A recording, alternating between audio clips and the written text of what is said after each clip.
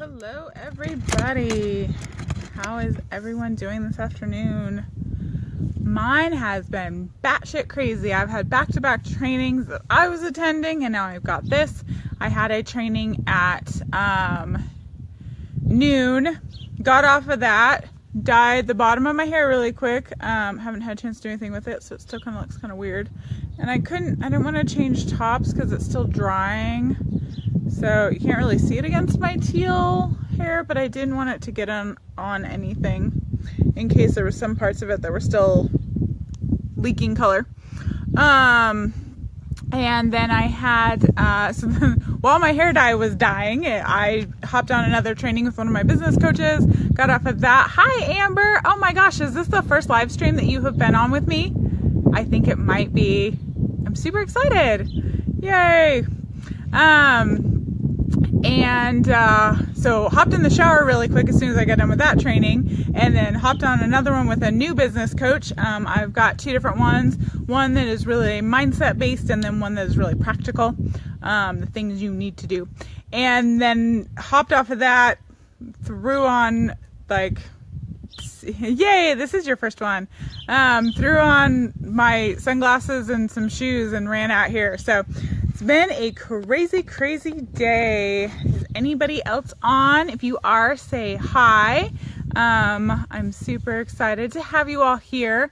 We are going to be looking at the thoughts that are stopping you from getting what you want. They're often called limiting beliefs.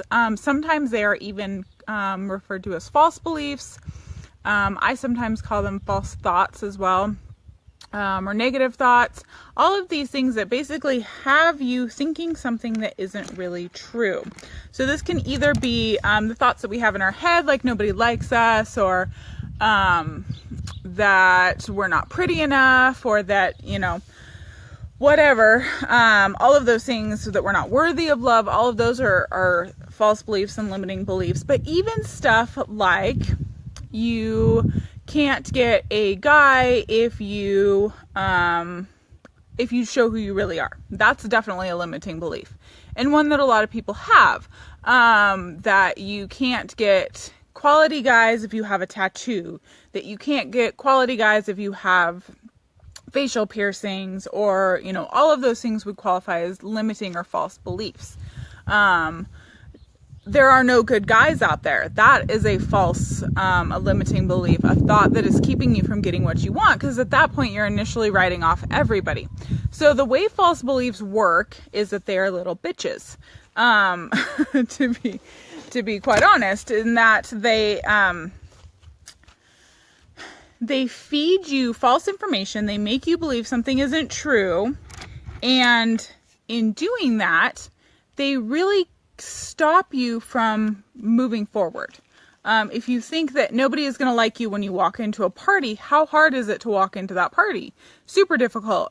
Any of those of you who've got social anxiety know what I'm talking about. That it is super hard to make your feet physically move forward. And it's hard to be excited about it. It's hard to be excited about a party when you don't think that anybody is going to like you when you walk through the door.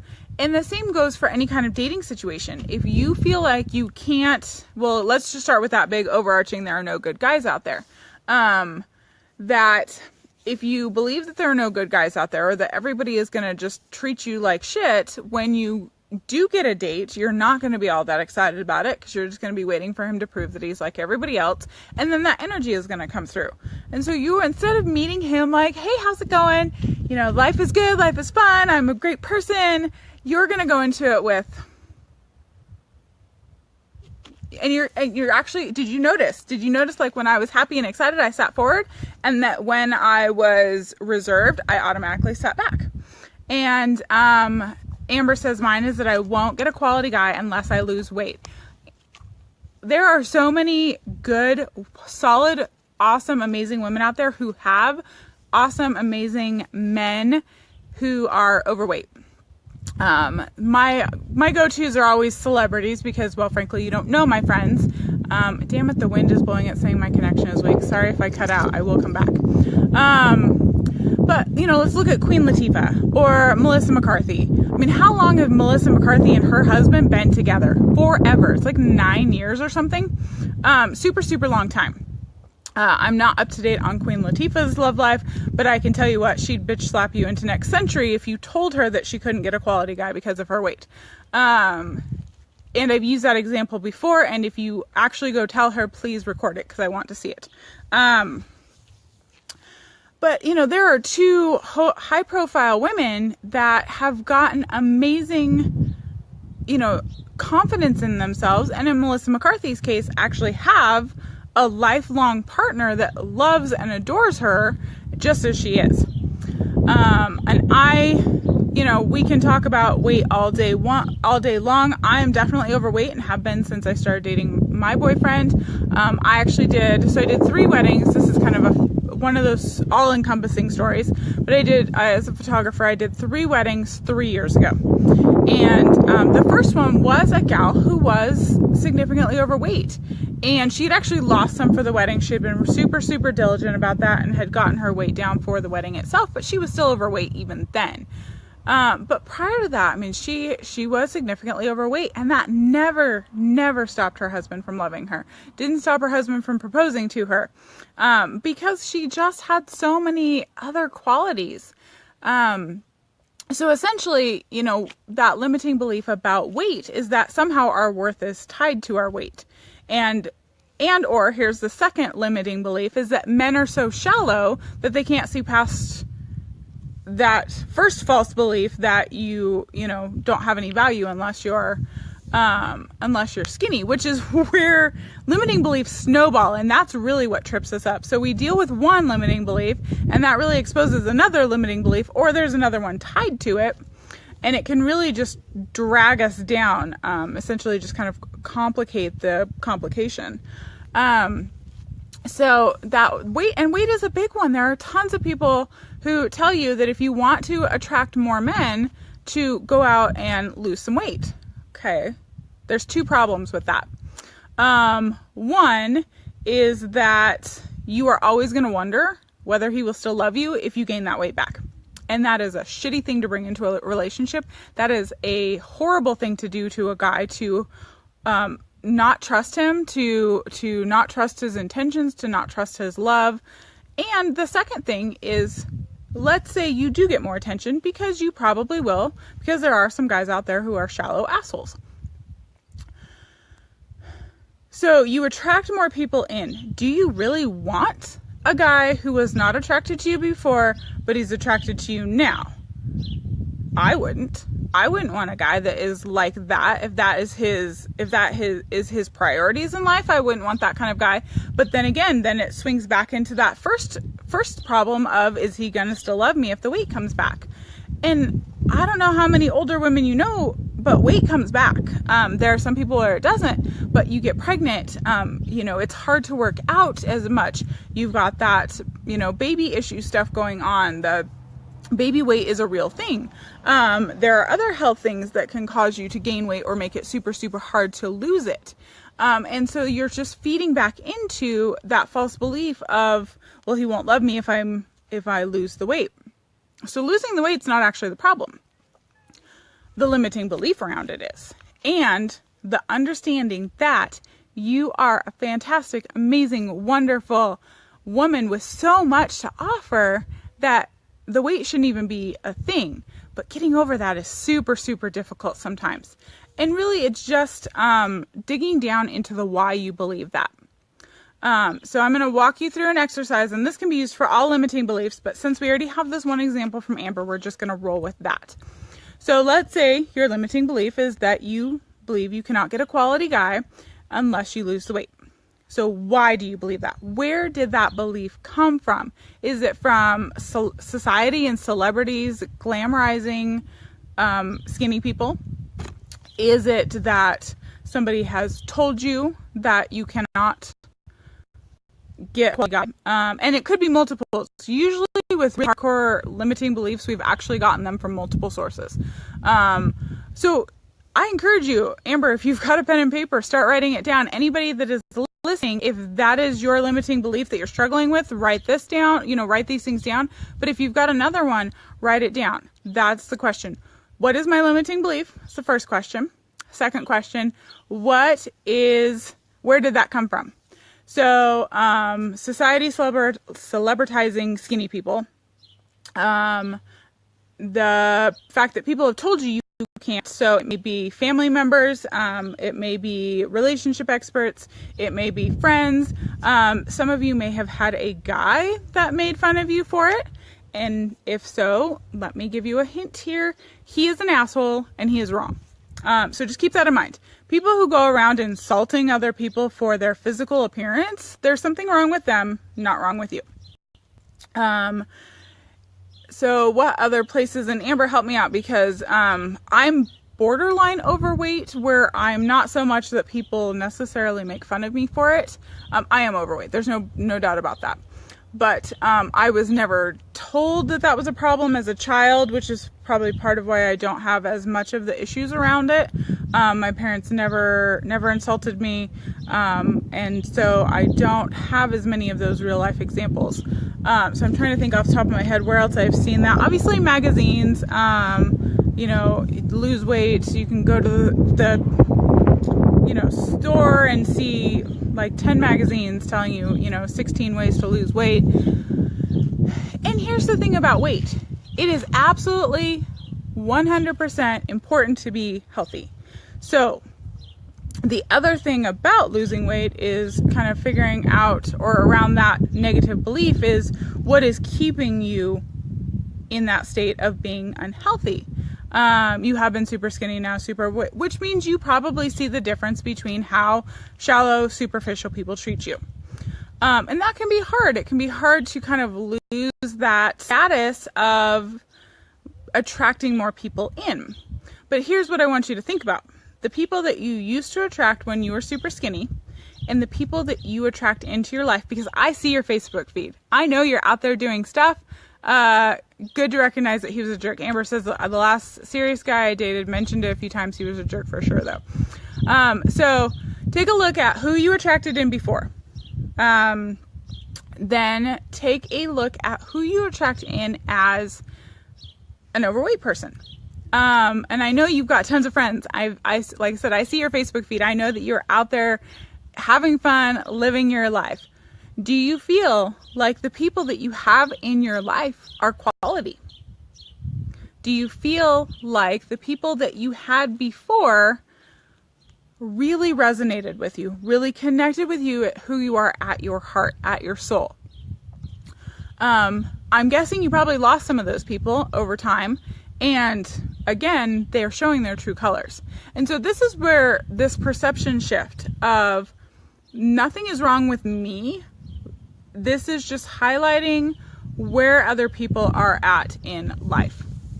That is one of the things, actually. So here's a totally off topic, but insight to me on how I deal with people hating on me online. And some of you guys have been around long enough to have seen some of the people who have attacked me for whatever reason. And I don't care. Why? Because I recognize that there is something wrong, is not necessarily the right word. There is an issue that they're dealing with that is causing them to behave inappropriately towards me.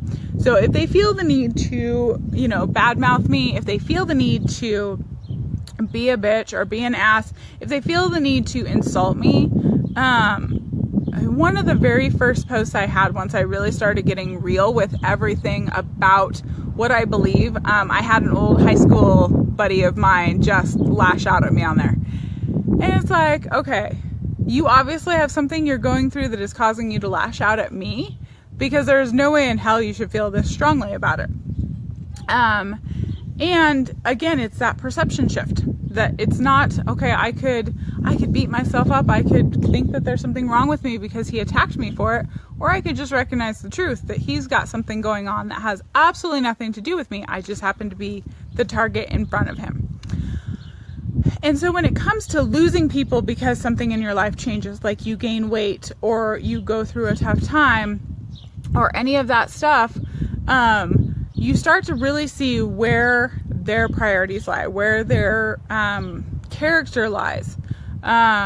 So Amber says, the people before were more superficial, but I feel like the pendulum swung the other way, and now I feel like I attract the men that think I will go for them because I'm desperate, like I don't have any other options.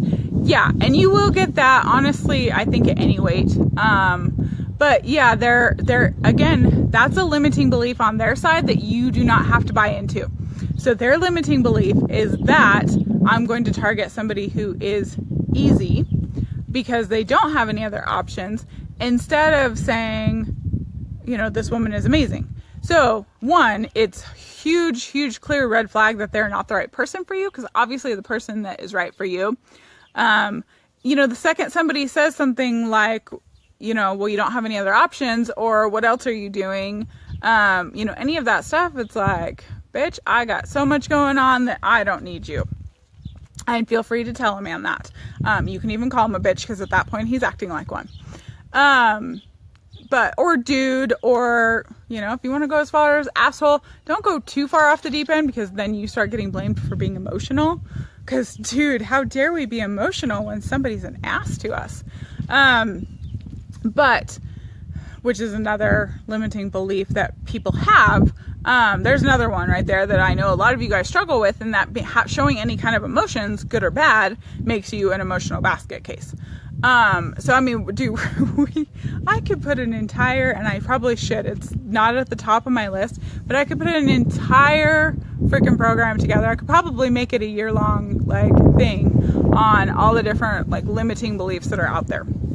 So let's keep going through how to deal with that, how to dig through it, how to decide what your limiting beliefs are, and then how to deal with them. So we've identified what the limiting belief is, and we've identified multiple sources on where it came from, because if it's a big enough one that it's coming to your mind, it's probably not just one source. So keep that in mind. Dig deeper. Keep asking yourself, where else have I seen this? Where else have I experienced it? Who else has told me that this is a problem? And then go from there. So, so society tells us that, whatever. Well, why does society tell us this? Well, because sex sells. That's why society tells us. And there is a perception of beauty. And if you've so this is a fun one. If you have a weight struggle, go out there and Google stuff like, most beautiful women from every country. Keep in mind that overweight actually used to be a beauty status, because it used to be a wealth status, because only the rich could afford so much food that they were overweight. So notice that perception somehow has shifted, even, in America or in the culture. And you will notice in some other cultures, overweight people are more of the status symbol.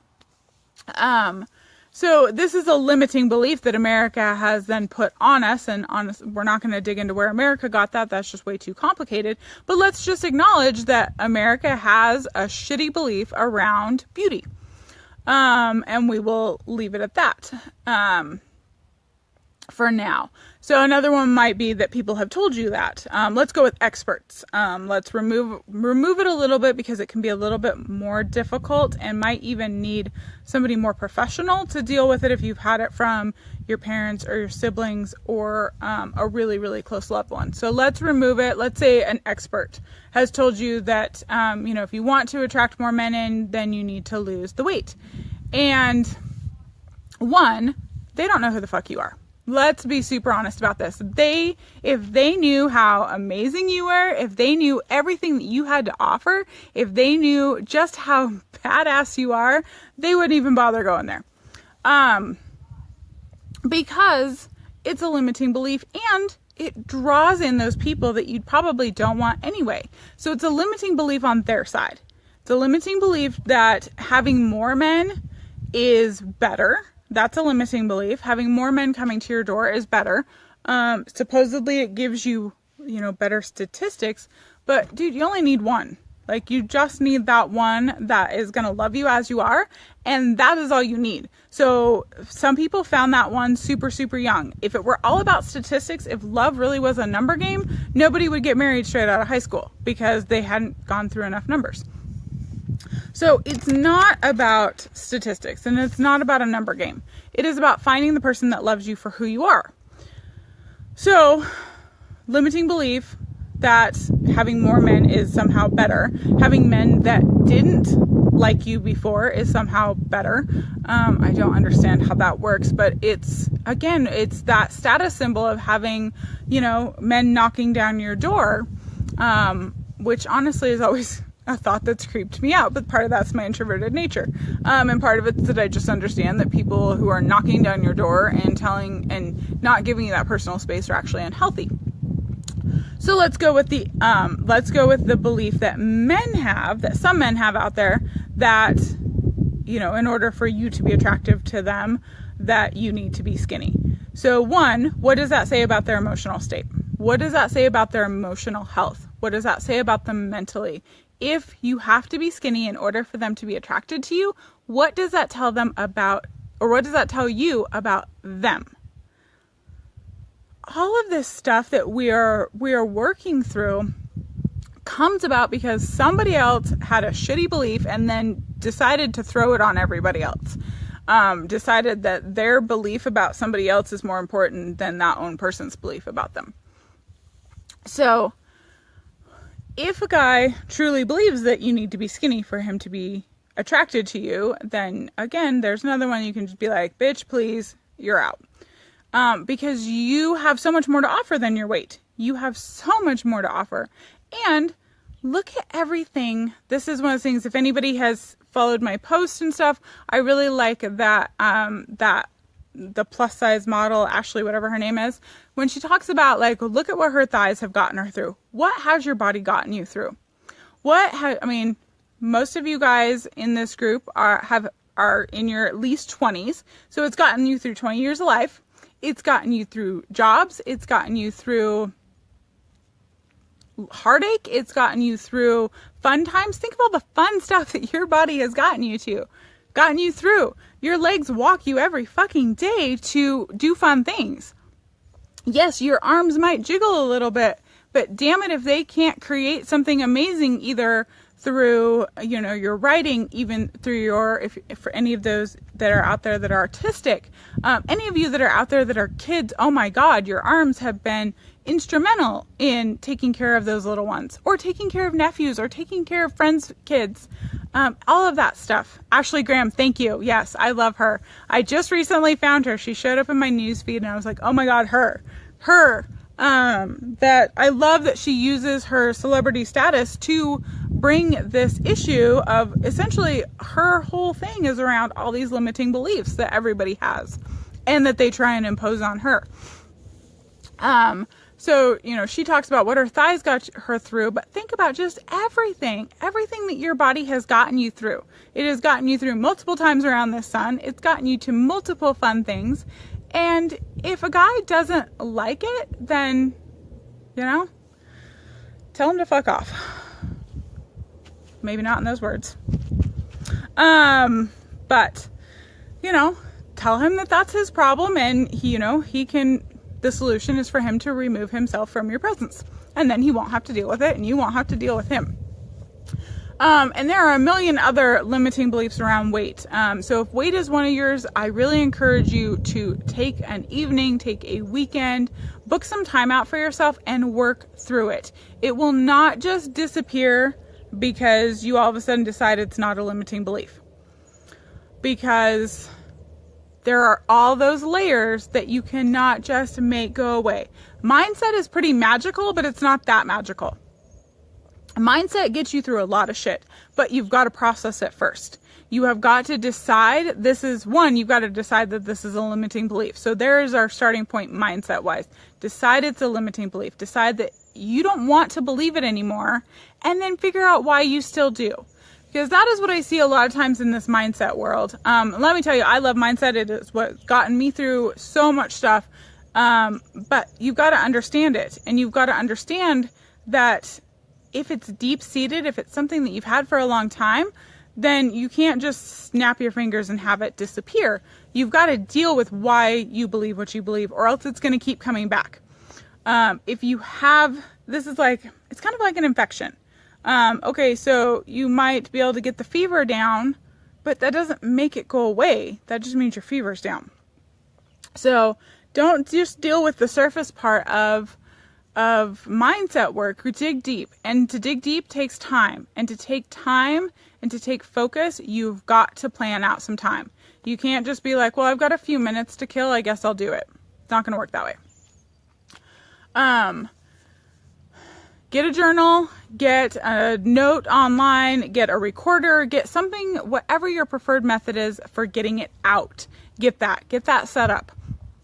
And get it set up ahead of time, because if you don't get it set up, you're going to continue to use that as an excuse not to do the mindset work. Well, I can't do it yet because I don't have my journal. You know, that kind of crap. So get that set up. And, you know, anything you read, any of my stuff where I talk about journaling, if you are one of those people, I've got the sun coming through here. If you are one of those people who really prefers to talk it out, then anytime I use journaling, just translate it. You don't have to discard my advice because I say journaling. Just translate it into, you know, talk it out. Or if you are one of these people that, I keep thinking I need to get waterproof paper like they make for hiking and stuff, because I have the best ideas in the shower too. But it might just be keeping a notebook outside of your shower so that as you process in your head and as you can, you know, when you get out, you can just write out your stuff straight away so that you've got it there. For some of us, I also process really well while I'm driving. So I do have a note-taking app or a voice recording app that I've got it all set up. So it's like just a touch of a button. And then I can, you know, get back on the road, keep driving and then just talk it through.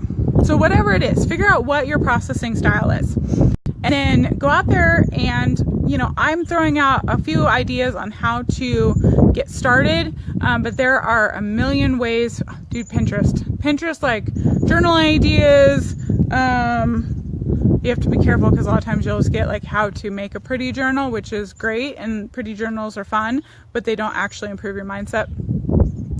Especially if you take all your time setting up your journal and not mind setting. Not actually doing them. So get all this stuff together. Oh, my battery is low. I'm gonna die here soon, so I guess I better finish this up. I don't know why it's dying so fast. I had like 40% when I came out here. So get your journal, get that all ready, figure out what your limiting beliefs are, and figure out where they came from. Keep going, keep digging, keep going. It's gonna suck. For anybody who has not read my post on emotions equal fear equal death, go read that, because this will help explain why you don't want to do it. Our emotions trigger something like legit inside of us that say that hurts, we don't want to deal with it, we want to keep ourselves from it, and so our body will come up with a million excuses. You will actually want to do something that you hate doing when it's time to do your mindset work, when you're digging this deep. And you just have to resist it.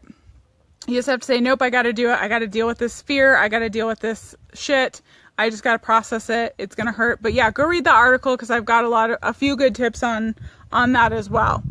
And then just keep going. Dig as deep as you can for every false belief, every, false thought, every limiting belief. Where did that come from? Where did that come from? And sometimes you're going to get to a point where I don't know where they got it from, and just understand that that's their issue and you cannot control that, but you can control what you believe of their stuff. Watch the stuff that you're feeding yourself. Watch what you watch on TV. Watch what you read on the internet. Watch with which face groups you're in. Are they contributing to this limiting belief? Are they feeding into this false belief? Are they making it harder on you to get over a false belief because you are watching stuff on TV that continually puts down overweight people and says that they're no good? And sometimes you will find yourself gravitating towards that because it feeds that false belief. And it's this weird, shitty thing we do to ourselves. So watch everything that you've got coming in and make sure that you're not making it harder on yourself. And for really, really tough stuff, you might have to do professional counseling. I am all about professional counseling because they are trained to unblock you on the stuff that you're really, really stuck on. I did it for about 9 months, 3 years ago. And I loved it because there were just stuff where he would just look at me and go, you know, that's not true. And it's like, I know, but I want to stay stuck in my little victim mode, and so I need it to be true. So if it gets to the point where you've, you know, journaled this out, or you've talked it out, or you've gone on a walk and you've thought it through, and you get, you know where these limiting beliefs came from, but you just can't stop believing them, consider professional counseling. This is your life we're talking about. This is your health. This is your happiness. What won't you do in order to be happy? What won't you do in order to get what you deserve, to get this love you deserve? And I'm telling you what, most of you guys out there, that's going to be one of your limiting beliefs, that you don't deserve love. So focus on that one too. Journal the shit out of that one, because try and figure out why you believe that you don't deserve love. That you don't deserve what it takes to be happy, what you don't deserve to, or why you don't deserve to have all of this stuff. So my battery is going to die. I've talked long enough. You guys have lots and lots of stuff that you can take from this, and go forth and just make your life better. That's what this is all about, is making your life better. Getting you the love that you deserve by getting rid of these limiting beliefs. Getting you the love that you deserve by you being able to receive in true, good love from a quality individual. We're not talking about taking scraps. We're not talking about changing yourself in order to get somebody. We are talking about getting you the love of your life, your soulmate, the love you deserve, that is the man that is going to love you for who you are. I will talk to you ladies later. This is Janine signing off. I am your confidence mindset strategist, coach, and inspiration, because if I did it, you can too. Talk to you later. Thank you for joining me, Amber. This was super fun having you on. And for anybody that watches this as a replay, for sure drop in some comments, and I will see you guys next time. We will try and get some different times set up so that more people can at least hop on one live stream every once in a while and do live training. Talk to you guys later.